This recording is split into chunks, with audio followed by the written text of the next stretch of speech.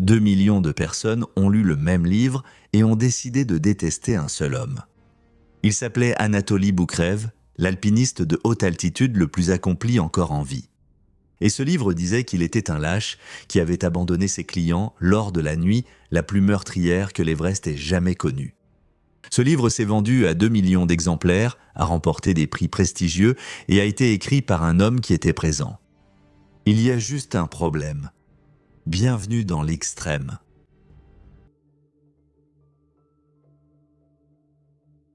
Vers 13h07 du 10 mai 1996, cet alpiniste kazakh de 38 ans nommé Anatoly Boukrev a posé le pied sur le point le plus élevé de la Terre.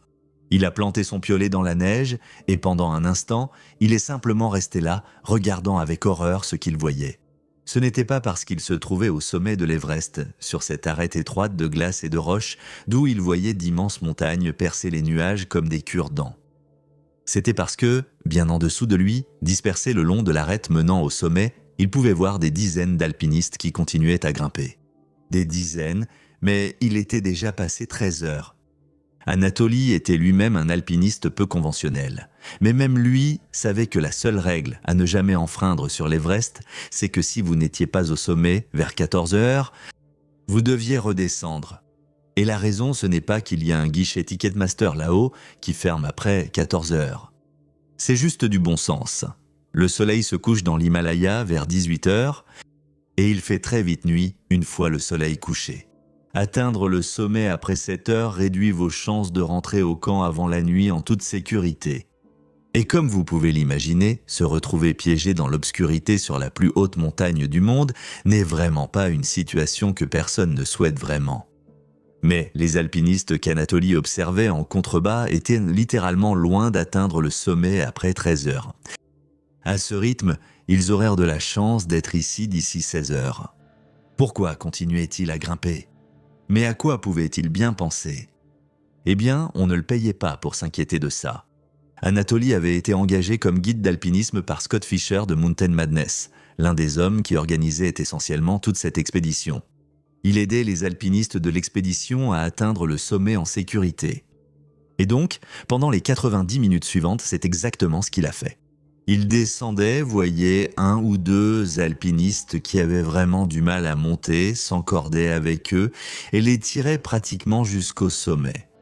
Il les aidait aussi à prendre des photos d'eux-mêmes là-haut parce que qui ne voudrait pas avoir sa photo prise au sommet du monde ? Tout cela était un travail de guide assez standard pour Anatoly, mais à 14h30, le 10 mai 1996, il a décidé de faire ce qui serait plus tard considéré comme l'une des choses les plus imprudentes qu'un guide d'alpinisme puisse faire dans l'histoire de l'Everest. Il a fait demi-tour depuis le sommet et a commencé à redescendre. Cela n'avait absolument aucun sens. Chaque grande expédition commerciale occidentale ici sur l'Everest suivait le principe simple selon lequel les guides de montagne restent avec leurs clients tout au long de la montée et de la descente. Je veux dire, la raison même pour laquelle les gens perdent une fortune pour monter là-haut, c'est pour avoir quelqu'un d'expérimenté à leur côté en permanence, et les guides le savent. Mais Anatoly ne voulait tout simplement pas attendre. Sans prévenir personne, il a commencé à redescendre cette arête incroyablement étroite de glace et de roches qui constituait le sommet de l'Everest. Le chemin, à certains endroits sur cette arête, est à peine plus large que vos 2 pieds. Si vous glissez et tombez à gauche ou à droite, eh bien, vous chutez de plusieurs milliers de pieds. Il y a une seule corde fine fixée à la glace qui court en plein milieu de cette arête.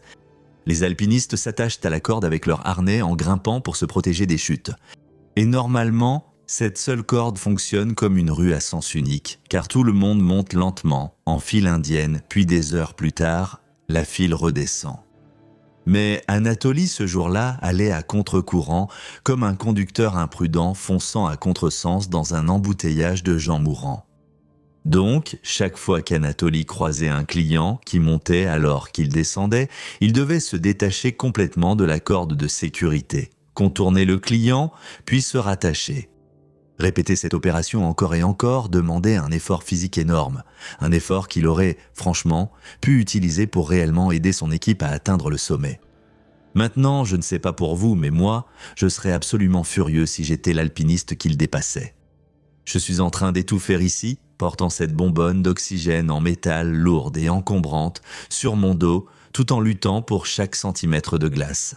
Pour ensuite lever les yeux et voir cet homme, censé m'encourager dans ce dernier effort, descendre pratiquement la montagne en glissant comme Fred Astaire descendant un escalier. Mec, j'aurais l'impression que le type à qui j'ai payé une fortune pour me protéger m'a juste laissé pour mort. Mais Anatoly ne semblait pas se soucier de l'image que ça donnait, et comme il était seul et n'aidait personne, il avançait incroyablement vite. Il était tellement rapide que, à 17h le 10 mai, il était déjà redescendu sain et sauf au camp 4. Le camp 4 sur l'Everest d'ailleurs n'est même pas vraiment un camp comme vous ou moi pourrions l'imaginer. C'est essentiellement juste un endroit plat et stérile, situé entre deux sommets de montagne. Mais il y avait des tentes. À 8000 mètres d'altitude, c'est suffisant. Au moment où Anatoly est arrivé au camp 4, il a ouvert sa tente, s'est glissé à l'intérieur pour enfin échapper au vent mordant et s'est immédiatement détendu. Il a allumé son réchaud de camping et fait fondre de la neige pour préparer du thé chaud. Pour quiconque l'observait, il semblait penser que son travail était fini. Il lui suffisait désormais de s'asseoir, rester au chaud et attendre que le reste de l'expédition retrouve tant bien que mal le chemin de la descente et finisse par regagner le camp en titubant. Mais alors qu'Anatoly était assis là, dans le calme relatif de sa tente, écoutant le bourdonnement de son petit réchaud, le ciel dehors commença à changer. Lorsqu'il a regardé dehors, quelques minutes après 5h30, le vent a commencé à frapper violemment les parois en nylon. Les averses de neige tombaient de plus en plus vite, et le ciel virait rapidement à un gris livide et irréel. Le sang avait dû complètement quitter son visage. Il savait exactement ce que cela signifiait.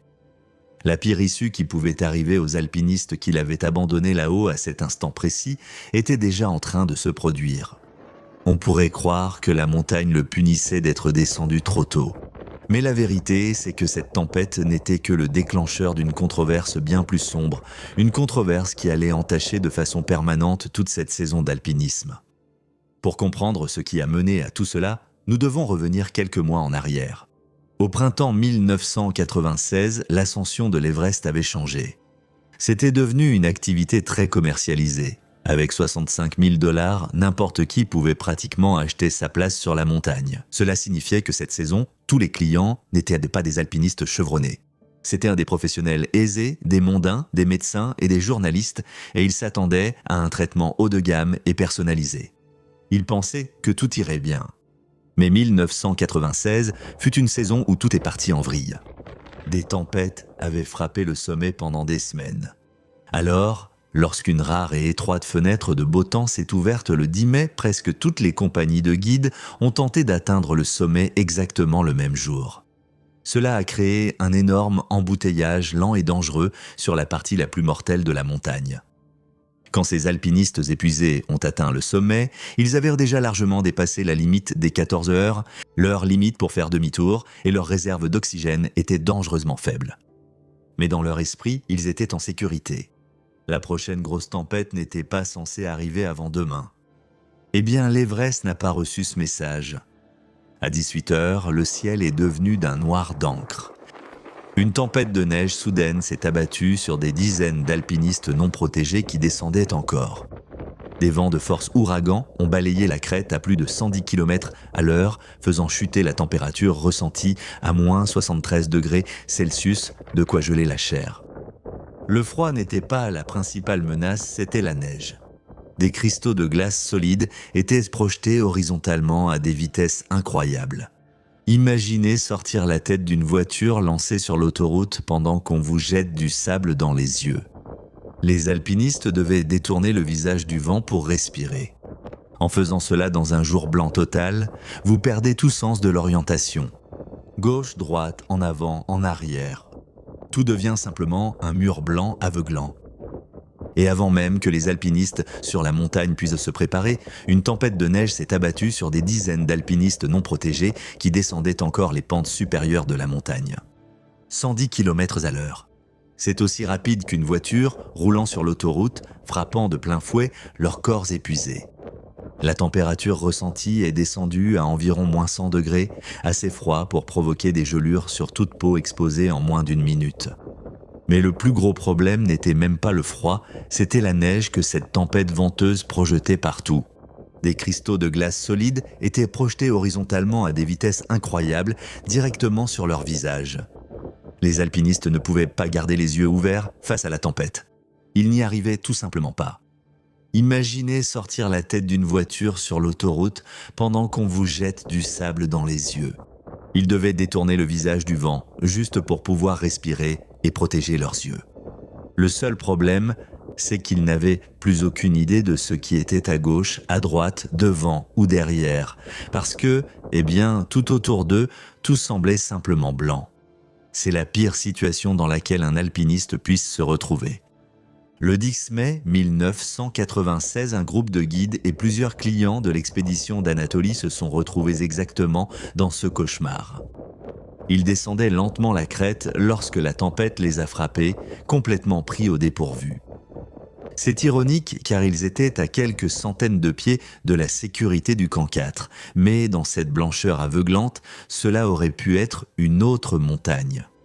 Pendant des heures, dans la neige aveuglante, tout ce qu'ils faisaient, c'était errer à l'aveugle dans l'obscurité, espérant d'une manière ou d'une autre tomber sur les tentes du camp 4, même s'ils ne pouvaient pas voir à moins d'1 mètre devant eux. Mais finalement, le groupe a été forcé de s'arrêter net. Parce qu'en scrutant à travers les rafales de glace, ils se sont rendus compte qu'ils avaient erré jusqu'au bord même de la face Kangshung. C'est à des milliers de pieds de l'endroit où ils avaient commencé au départ, et juste au bord du vide. Un pas de plus dans la mauvaise direction, et ils seraient tombés directement de la montagne. Ils étaient complètement piégés, ils ne pouvaient pas avancer, ils n'avaient aucune idée de quelle était la direction du retour. Et souvenez-vous, les vents soufflaient toujours avec fureur. Ils ont donc fait la seule chose possible. Ils sont tombés sur la glace et se sont blottis les uns contre les autres. Ils se sont empilés, tentant désespérément de partager le peu de chaleur corporelle qu'il leur restait. C'est honnêtement la situation la plus misérable et terrifiante qu'un être humain puisse endurer. Surtout après avoir payé des dizaines de milliers de dollars pour s'assurer qu'un guide expert soit là, afin d'empêcher précisément que cela n'arrive. Au fil des heures qui s'écoulaient dans l'obscurité, avec leur oxygène complètement épuisé et leur corps qui commençait à s'éteindre à cause du froid, certains ont commencé à réaliser que cela pourrait être la fin. Ils n'allaient pas retrouver leur chemin. Et sortant directement de cette tempête, fendant la neige, balayée par le vent comme Arnold sortant des décombres dans Terminator 2, il y avait Anatoly. Il a littéralement traîné 3 clients hors de cette masse enchevêtrée sur près de 300 mètres jusqu'au camp 4. Et il a fait ça 3 fois 3 dans un ouragan tout seul, sans oxygène au passage. Au moment où le soleil s'est enfin levé le lendemain matin, Anatoly avait sauvé à lui seul la vie de 3 personnes. Cela reste à ce jour l'une des plus grandes opérations de sauvetage menées par une seule personne de l'histoire de l'alpinisme. Mais 8 personnes sont mortes à cause de cette seule tempête. Et lorsque les survivants sont finalement redescendus titubants vers la civilisation, à moitié gelés, certains d'entre eux avaient perdu des doigts, des nez, l'un d'eux a même perdu une main entière. Le monde voulait savoir une chose. À qui la faute? Et cet homme pensait avoir la réponse. Il s'appelait Jon Krakauer et honnêtement, il semblait être la personne idéale pour répondre à cette question. Premièrement, Jon était un journaliste très respecté pour Outside Magazine. Cet homme était littéralement formé pour enquêter et analyser des catastrophes extrêmement complexes. Deuxièmement, Jon avait en fait été sur l'Everest pendant cette tempête précise en tant que client payant. Donc, il a vécu ce cauchemar en personne, il a vu des gens mourir, il a failli mourir lui-même. Et quand il est rentré chez lui pour écrire l'histoire, Jon a pointé du doigt des décisions précises et des personnes spécifiques qu'il estimait ne pas avoir fait leur travail ce jour-là.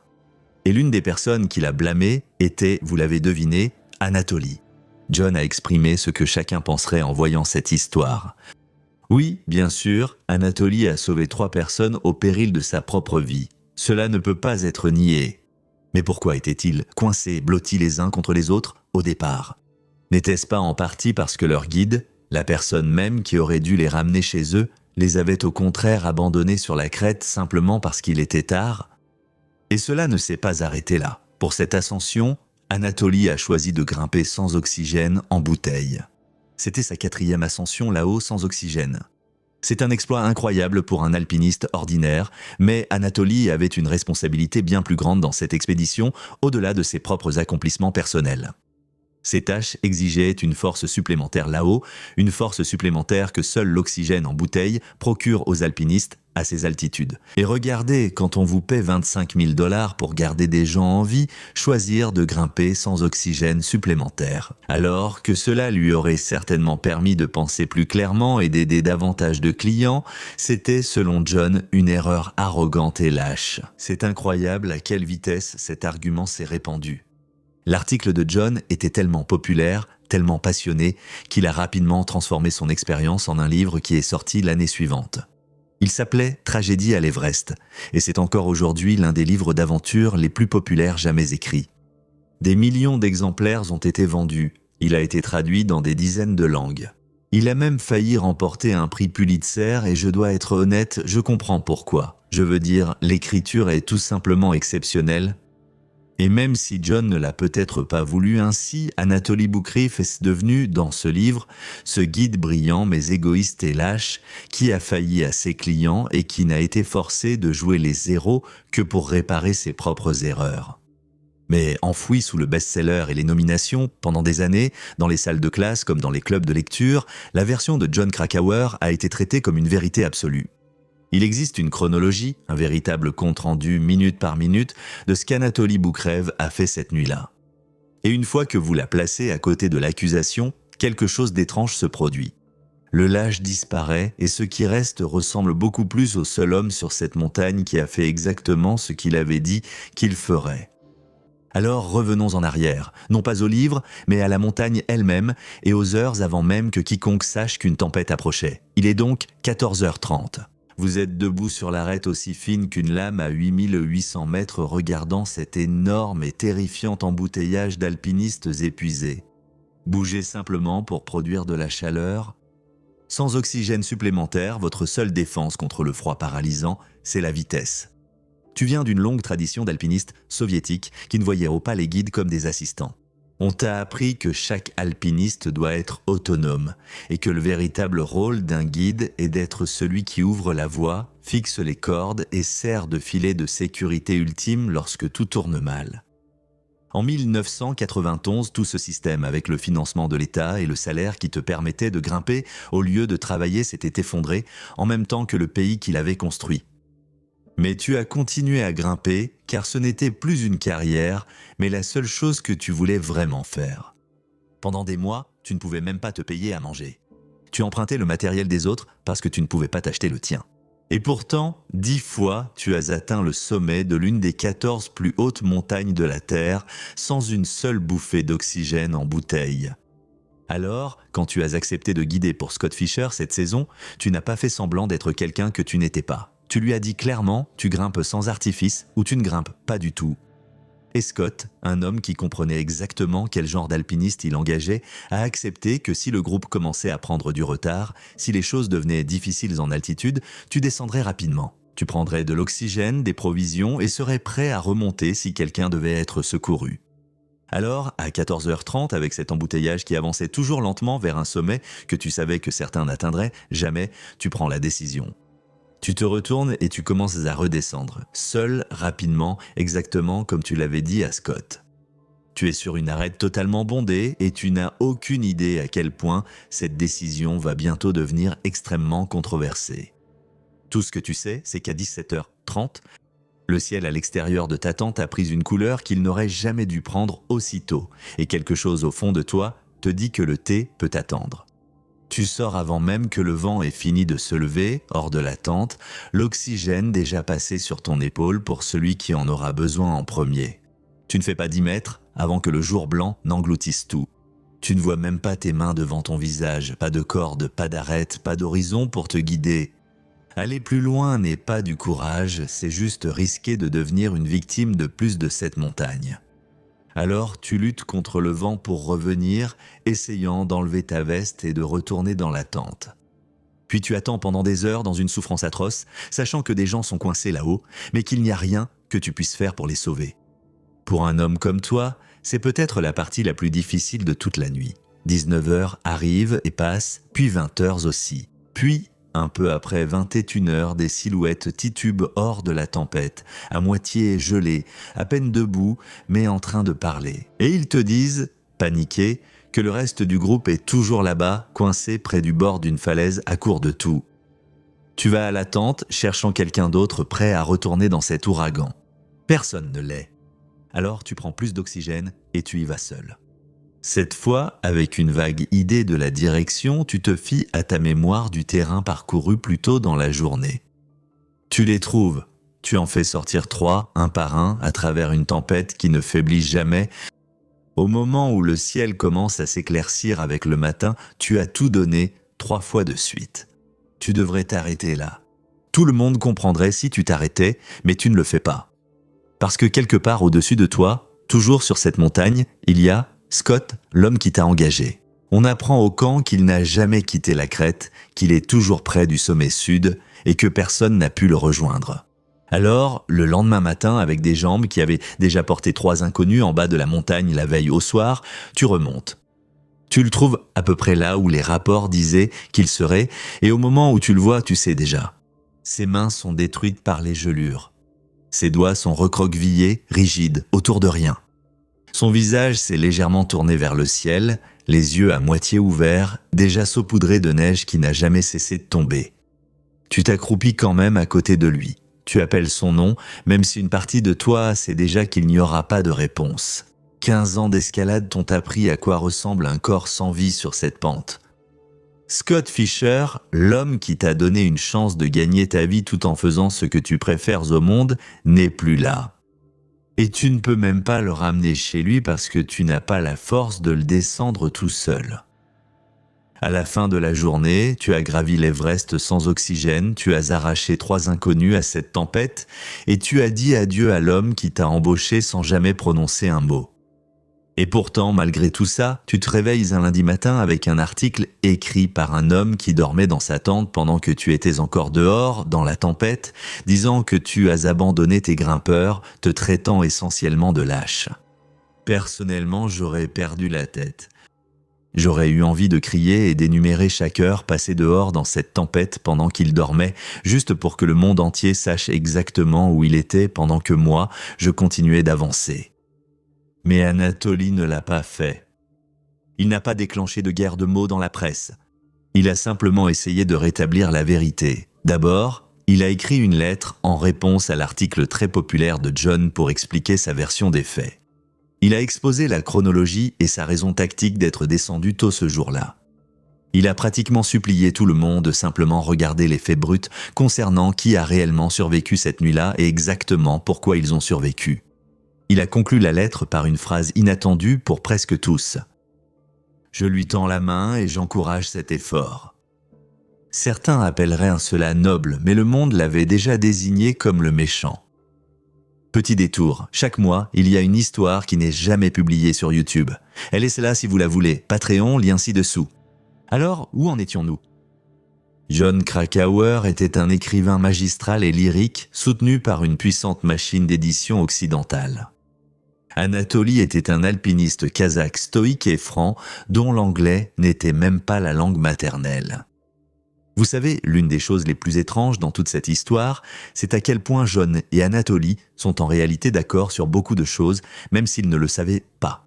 Ils étaient tous les deux d'accord pour dire que les cordes auraient dû être installées plus tôt dans la journée. Ils étaient tous les deux d'accord pour dire qu'il y avait tout simplement trop d'alpinistes inexpérimentés sur cette montagne en même temps.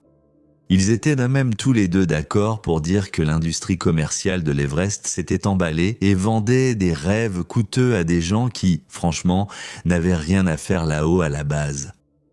Mais c'est là que ça s'est arrêté. Des vies ont été perdues. Les deux parties étaient sûres que l'autre avait tort. Cela devait forcément devenir une dispute très personnelle et désordonnée. Et c'est exactement ce qui s'est passé.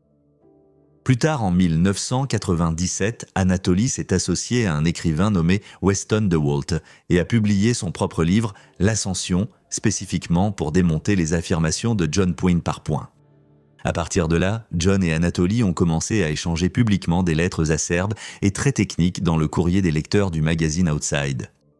C'est devenu tellement intense que John est même retourné mettre à jour les post-scriptum dans les éditions ultérieures de Tragédie à l'Everest, juste pour contester le livre d'Anatoly. Le camp d'Anatoly a immédiatement répliqué, qualifiant John de client amateur essayant de jouer les donneurs de leçons sur une situation qu'il n'avait ni l'expertise ni la compétence de comprendre.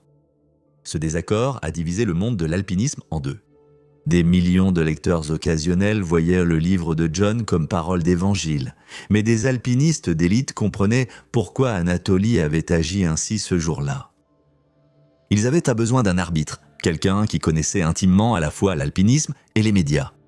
Cette personne, c'était Galen Rowell. Si vous ne connaissez pas ce nom, vous devriez. Galen était l'un des alpinistes et photographes les plus respectés de son époque.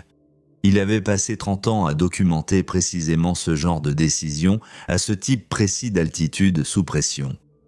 Quand Galen Rowell disait quelque chose à propos d'une montagne, ceux qui gravissaient réellement des montagnes l'écoutaient.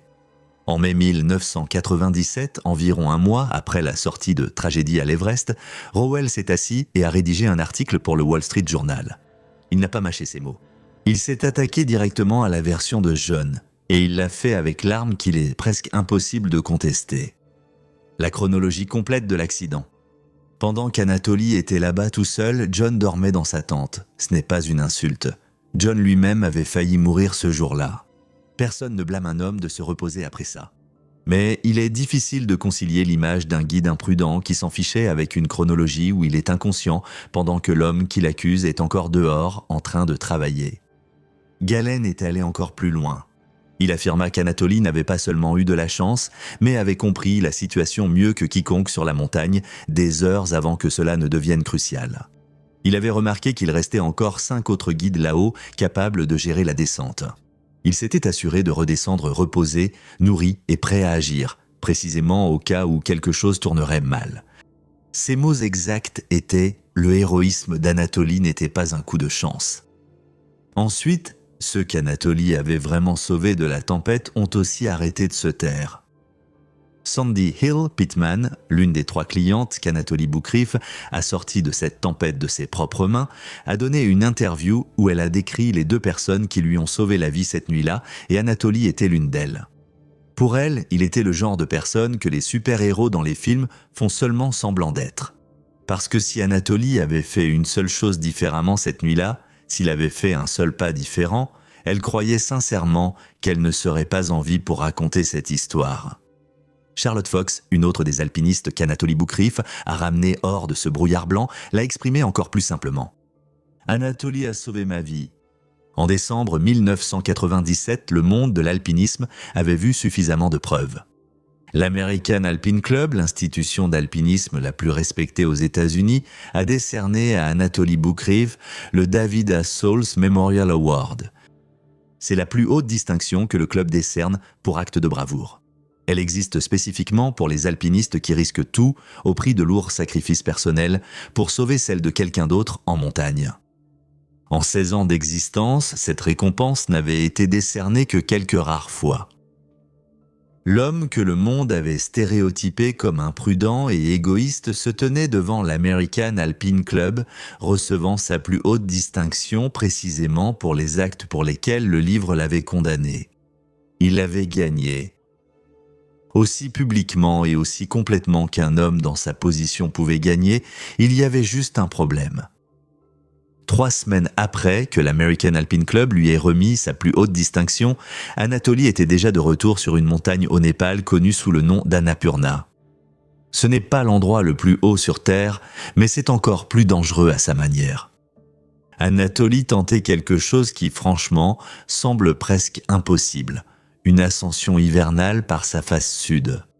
Lui, aux côtés de l'alpiniste italien Simone Moro et d'un caméraman kazakh nommé Dimitri Sobolev, était déterminé à affronter cette montagne. 9 mois plus tôt, Anatoly a fait un rêve. Pris dans une avalanche, il ignorait sur quelle montagne cela arrivait. Quand les gens proches de lui ont entendu parler de cela et lui ont dit de faire attention, de peut-être changer ses plans, il leur a répondu « Il est trop tard pour moi de prendre une autre voie ». Cela semble bravache, mais peut-être qu'il aurait dû écouter parce que, vers midi, Le 25 décembre 1997, les 3 hommes installés en des cordes dans un couloir étroit. À environ 5800 mètres d'altitude sur la montagne, lorsqu'une énorme plaque de neige s'est détachée sans avertissement du versant ouest de l'Annapurna, juste au-dessus d'eux.